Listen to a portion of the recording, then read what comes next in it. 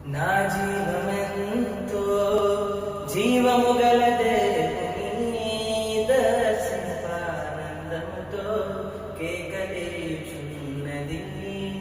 నా హృదయమెంతో జీవము గలదే దర్శించానందముతో కేకలేచున్నది.